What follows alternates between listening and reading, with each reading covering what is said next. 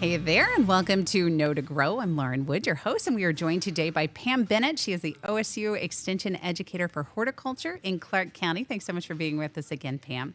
Hey, thanks, Lauren. I'm happy to be here. Yeah, we've got some snow on the ground, so a lot of people probably aren't thinking about gardening, but this really is a great time to kind of get things ready for the next year. What are some things that we can be doing right now to set ourselves up for a successful spring? So, Lauren, this is kind of a great time for planning and for wrapping things up. I had to chuckle when I was looking at the first question you had. I'm like, well, right now you can't do anything because we've got snow everywhere. But actually, the snow's good. I'm glad we have it because I've got some plants I didn't get covered up. If you have some plants that you just planted recently, perennials, and you didn't get them mulched in, when that snow melts, maybe put a little bit of mulch on top of them. Make sure you protect them from heaving. When that soil freezes and thaws, it knocks those plants out of the ground, and then those roots dry out from all the air. So getting that taken care of, get your hoses in. I got all my hoses in last night before the rains came and the snow, put them in the barn. And then the other thing that I like to do is sharpen my tools. I always talk about it, and I'm not really good at it. But you can see my bucket of tools here. I try to keep everything in the same place, which never usually happens. But it's a good time to just take some time and sharpen them, clean them up. We have tool sharpening workshops where we have people come in with our Master Gardener volunteers, and the first thing you want to do is wash them really good with some soap and water, get all the sap, if there's sap on them, use that like not Agent Orange, my goodness, that's not right. I know what whatever you're that talking orange about, stuff is. Oh, You know, it's the best. It'll get anything off, right? Yeah. So use that and then do your sharpening and clean them up really good. That way, when you get ready to go next spring, you've got it all prepared and it's ready to go. So tool sharpening is a good thing to do. And you know, right now is also planning time, starting to plan on what you want to do for next year. Go back and reread your journal if you kept a garden journal. Not everybody. Did you? I want to talk about that. Oh, No, good. I've not, but I Okay. have. I read so many blogs, and everybody talks about garden journaling. I've not done it before. Yeah. I'm only a couple years into this. So what do I need to be here's a great doing? idea. Here's a great idea. I love this. So I take a 3-ring binder and I put in a bunch of those, what are they, page holders? You know, you slip your pages. All my seed packets go in there. My little design, it's not a very good design, but it's, you know, scratched on paper. Yeah. What I like, what I didn't like, everything I keep in that notebook. That way, you know, plant tags, everything I keep in there. So if I liked a certain variety of lettuce or broccoli was really good, cauliflower is good, I know which variety I use so that next year when I go to order it, I have that same exact variety. Are you keeping track of dates also in this? Yeah, I usually do. Like when I start my squash, because I have a bad problem with squash vine borer, I want to make sure I get it seeded at the right time. That's not, you know, when the adult moths are laying their eggs. So yeah, keeping dates in there. But I think the biggest thing is the names of plants. Okay. Because everybody's like, oh, what was that? That was a great tomato. You don't remember from year to year. So just taking the tags out, sticking them in there, having a little piece of note paper. I try to jot things down. I'm not the greatest at it, but I try, and it has helped considerably over the years. And I know you mentioned saving seed packets. If you have leftover seeds, are you good to use those next year? I hear differing opinions on that. Yeah, it depends on the seeds. Most of our seeds will last for another year and sometimes 2 to 3 years. If you want to check, so you kept that seed packet, put 2 or 3 in a little paper towel, dampen it, and put it in like the refrigerator or in a warm place. If it germinates, you know, if 2 out of 3 germinate, then you're in good shape. If none of them germinate, chances are they're not going to germinate. So you can do a little germination test to figure it out. But what I usually do is just plant extra in a row and then thin out if they all make it. So I assume when you're doing this journaling, one of the things that you can do is also start planning the garden layout for next year. Yes. What are some mistakes that people make when you're doing that? So a garden needs as much sun as possible. So what you want to do is, where is your sunlight in the summer? And remember, in the wintertime while you're planting, it's down further in the south. It's up above in the summer. So where is the most maximum sunlight that you're going to get? You want up to 12 hours a day if you can. If you can't, you know, try to find the sunniest location that you can find. Get your seed catalogs ready to go. Start looking at the varieties you want. I also recommend you put it near a water source because there's nothing worse. People hate when, you know, you get to August and you're trying to water. You've got to drag hoses out. You know, you have to have it close to a seed source or you're going to forget about it. So planning where it goes, how much sun it's going to get, and then don't go overboard. You get so excited, we get these seed. Oh, I've been there. You know what I mean? Yeah. You get these seed catalogs and everything looks so good. And I'll take one of this, 5 of these and so forth. And then you have so much stuff that you've way overplanted. Think about what you're going to use, what kind of, plants you're going to need, what your family likes, and what you're going to eat. And are you going to can and freeze it, or you just, use it for fresh eating? So planning according to what your family needs are. So that's kind of planning for a new garden. If you have one that's established, how important, this is something I'm still trying to learn, is rotating things. I've heard you don't want to plant tomatoes in the same place. What needs to have a new spot and what is okay to stay in the same one? Okay, so here's what happens. Tomatoes, let's take, for instance, get verticillium wilt. It's a disease. If you keep putting tomatoes back in there, the pathogen that causes that verticillium wilt starts to build up. So you start to get more and more in numbers, and eventually it's going to affect the plant. If you move the tomatoes out of there, you actually starve the pathogen.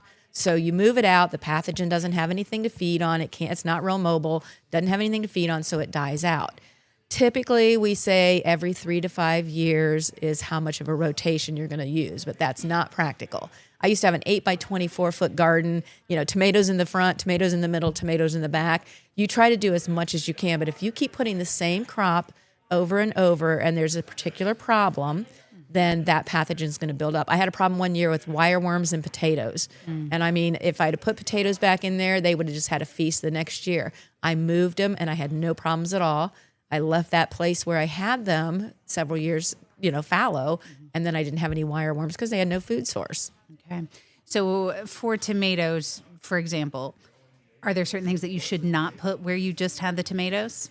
Anything in that family. So Okay. I try to keep my tomatoes and peppers, keep them moving around. My garden's big enough now that I've got like quadrants. So I put it in one quadrant, then, move it around. I've got 4 different areas to move it to. So that helps tremendously. And again, it depends on the plant and what the problem is. Like I said, carrots, potatoes get wireworms. I wouldn't put carrots back in there either because they're going to feed on the same plant. So it really depends on the pest and the plant and what kind of tomato or what kind of plant you have, and then what kind of problem they're going to get. Okay. Well, that kind of leads us into our next question. If you struggled with disease or pests over the summer, is there anything that we can be doing over the winter outside of planning the layout? What can we do to prevent that next year? So contrary to popular belief, cold weather doesn't kill pests.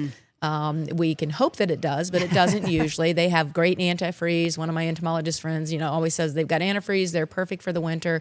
Cleaning up your garden in the fall is one thing that can help because pests overwinter in debris. So if you have weed piles or dead plants or anything, clean those up, get those out of there to remove that either inoculum for disease or the insect pest that's overwintering. So try to clear those out.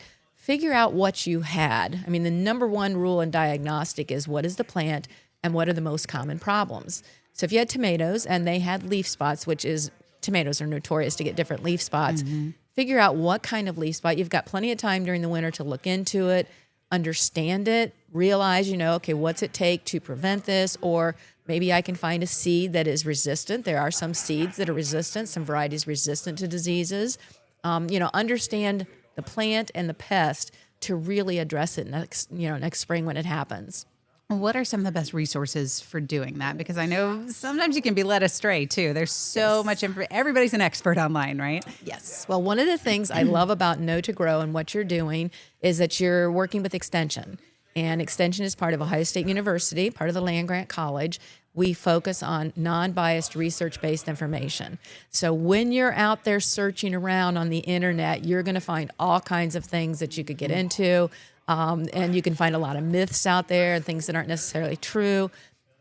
Look at the resources from the universities or from those sites that are focused on, like the Daylily Society, for instance. If you want to know more about daylilies, those folks know a lot about growing daylilies.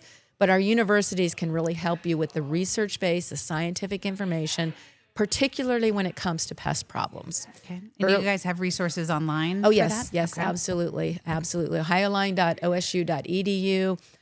Any extension with EDU, because some of the fact sheets we may not have for Ohio State, but Michigan State has some. Purdue, other universities in the Midwest have very good fact sheets if we don't have one.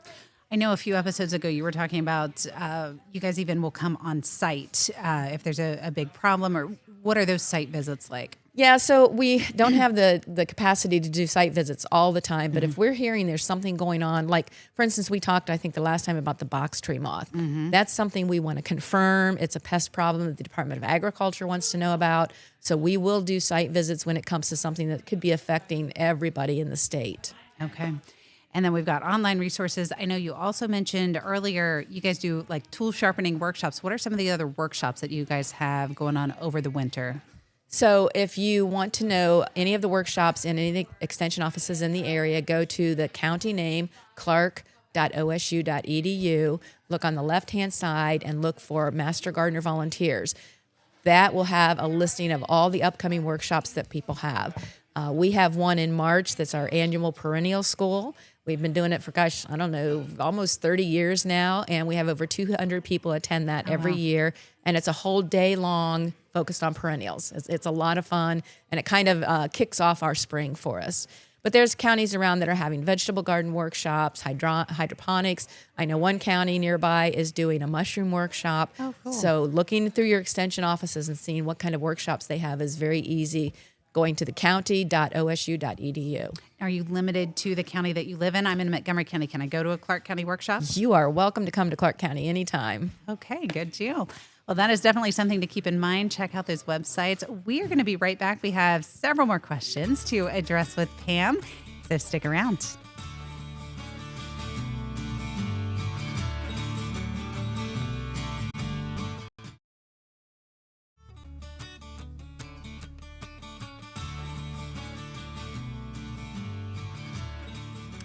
Hey there, and welcome back to Know to Grow. I'm Lauren Wood, your host. We are joined today by Pam Bennett. She is the OSU Extension Educator for Horticulture in Clark County, and she is an absolute wealth of knowledge when it comes to everything gardening.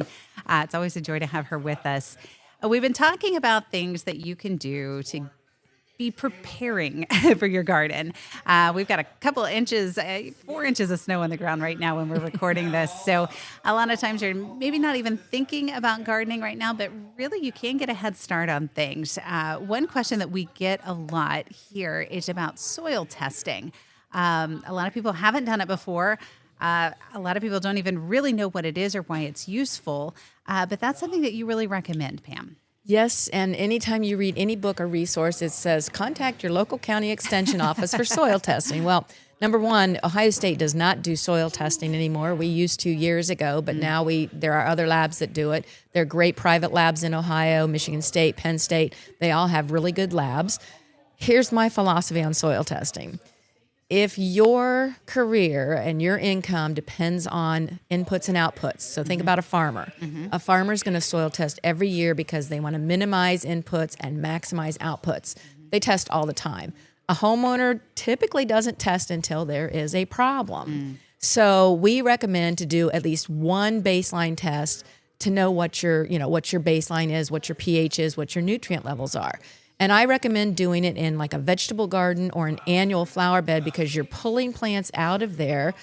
Each year you're planting, they're using nutrients, and then you're taking them out to the compost pile. Do your soil test on that to find out where you are. And in this picture, Jim is taking a soil probe, and he is pulling out 4-inch cores. We are testing for vegetables. You want to go the depth of where the roots are. So if you're planting a tree, you want to test down to about 8 inches. But if you're planting a lawn, vegetables, about 4 inches works. The area that you're planting, you want to take random samples. So you go and take about 12 to 15 samples in that bed. So my whole vegetable garden, I'll take 12 to 15 samples. I'll pull that out. And in the next slide, I think you'll see the core. There's a little, you see the core there. That's the soil that I'm going to put in a container, and I'm going to mix that up. So this random, if I pulled it out of one spot and there was something there, it's going to skew the results. So I try to mix them all together in a bucket. And the next slide, you'll see these kind of do look like doggy turds, but that's what you're pulling out. You mix all that together and you pull out 1 cup. And that cup you let dry, and then that's what you submit to the lab for soil testing. In the next slide, you will see the bags that we have labeled. We had 3 different beds because we had 3 different crops that we were testing. So we wanted them tested for lawns, for trees, and for vegetables. You will get a result back that tells you what you need. whether you need nitrogen, phosphorus, potassium. And typically, Lauren, in our area, we don't need much phosphorus and potassium because we have clay soil. Clay soils are good for that reason, but they're not good if they're compacted like we pretty much have everywhere.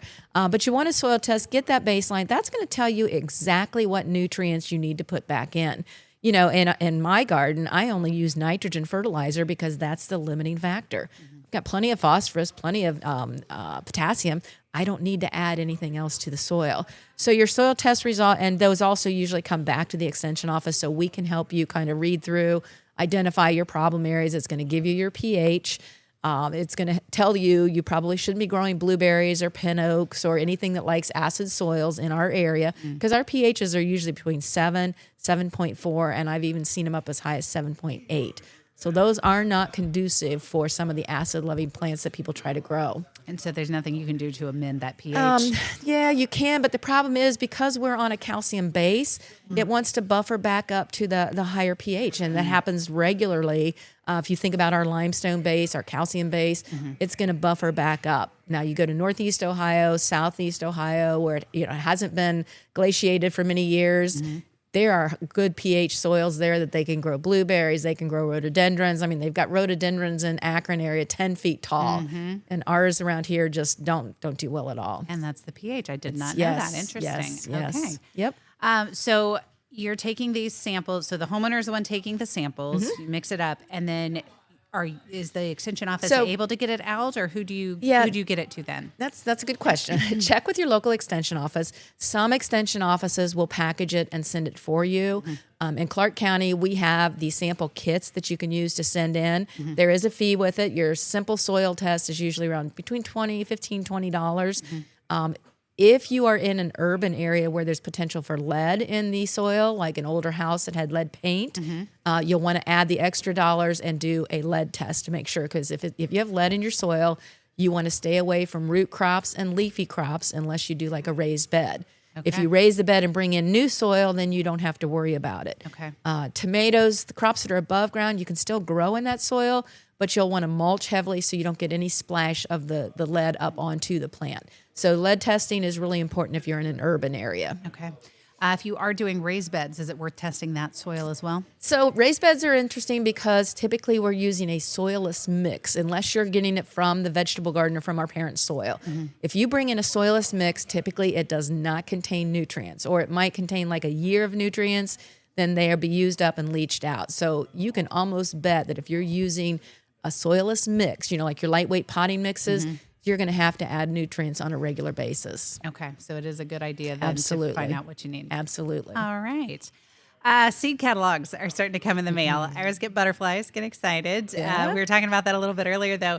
It's easy to go overboard. So what do you need to keep in mind when those catalogs start coming in? Have you gotten any yet? I haven't seen one yet. I haven't seen any yet, but it's showing up on my Facebook feed. I don't know if it's just heard me talking about it or what, but the ads are popping up. So I've gotten some from pine tree seeds, bluestone perennials.